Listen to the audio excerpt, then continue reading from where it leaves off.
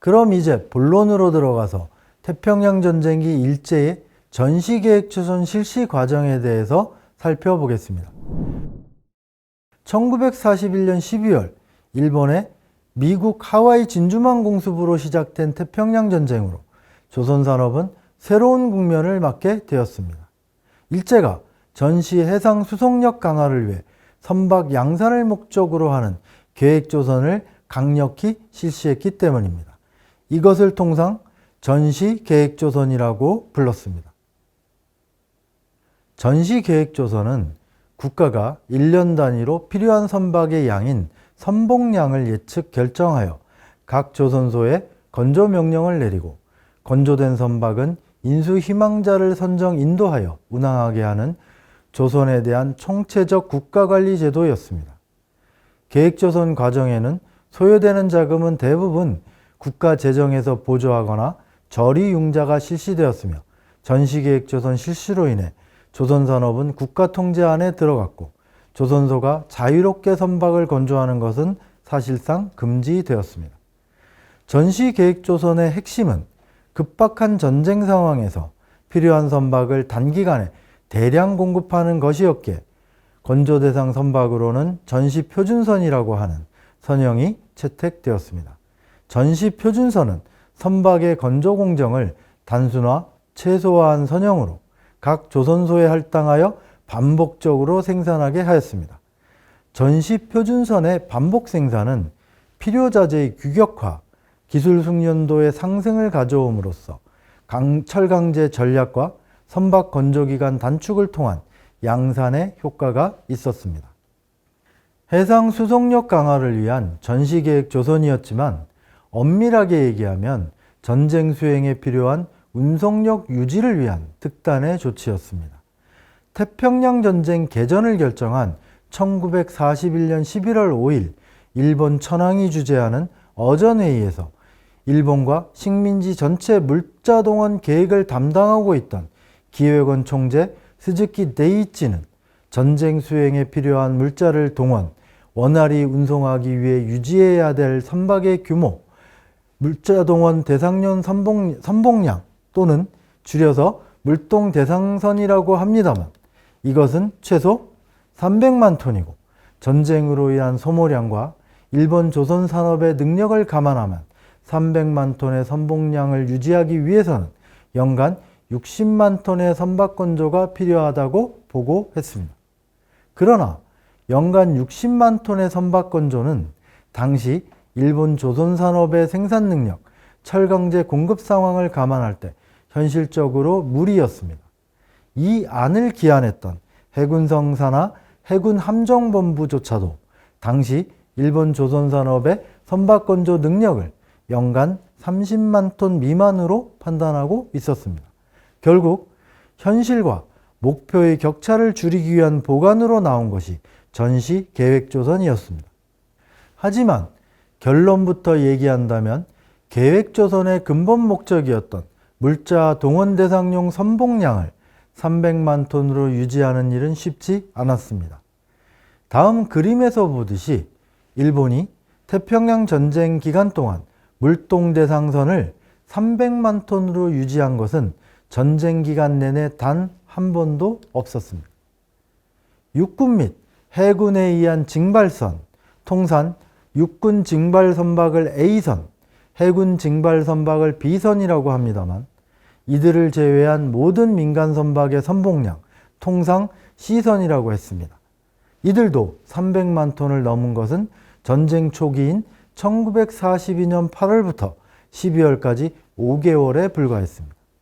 이렇듯 전시계획조선의 목적이었던 물동 대상선 300만 톤을 유지하지는 못했지만 전시계획조선의 성과라는 측면만을 놓고 본다면 실패였다고 할 수는 없습니다. 2차 전시표준선형을 도입한 1943년 이후 전시계획조선은 궤도에 올라 애초에 목표한 선박 양산의 면에서 상당한 성과를 거두었습니다. 1943년에 112만 톤 건조는 기존의 연간 최대 건조량이었던 1919년 63만 톤의 기록을 갱신한 것이었고 1944년에는 158만 톤을 건조하여 그 절정에 이르렀습니다. 이 수치는 앞서 일제가 대미 전쟁을 준비하면서 연간 필요한 선박 건조량으로 기획원 총재 스즈키 네이이치가 어전회의에서 제시했던 60만 톤의 목표량을 훨씬 웃도는 수치였습니다. 물자 부족에 허덕이던 태평양 전쟁기였음에도 불구하고 단기간에 대량의 선박 건조가 가능했던 것은 해상 운송력 강화에 사활을 걸고 있었던 일본이 전시계획 조선의 총 역량을 집중했기 때문입니다. 특히 제한된 물자를 가지고 단기간 대량 건조라는 목표를 달성하기 위해 도입한 각종 제도와 기술은 나름대로 효율성을 갖고 있었습니다.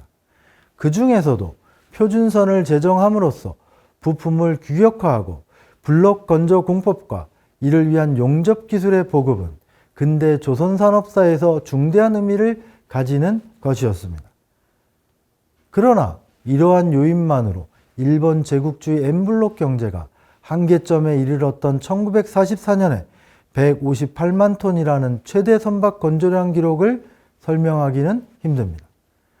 1944년 물자동원 계획에서 보통강 강제의 40%를 계획조선에 쏟아부었다는 사실, 그리고 국가 권력에 의해 무제한적인 노동력 동원을 통한 수탈이 이루어졌다는 점도 같이 지적되어야 할 것입니다.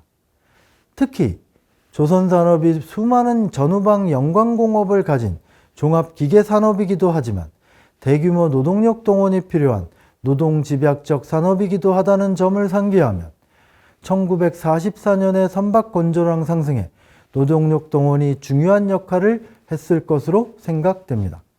이 노동력 동원 부분을 좀 더 구체적으로 살펴보겠습니다.